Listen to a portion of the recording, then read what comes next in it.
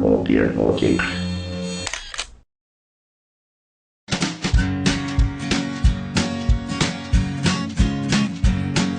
The Pope takes a poop and the President too, and the fancy pants banker in his three-piece suit, the big fat general and all of his troops. The truth of the matter is everybody poops.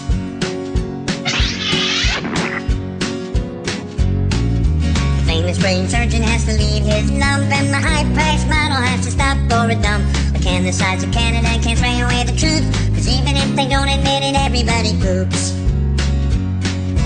Everybody poops. Everybody poops. Sure things number more than two. Death and taxes and everybody poops.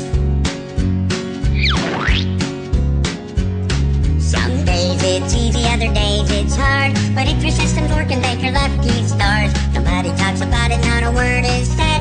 But if you're not pooping, then it means you're probably dead.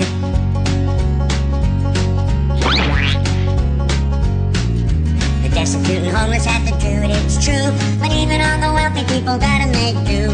And if you live long enough, it's happening to you. Sooner or later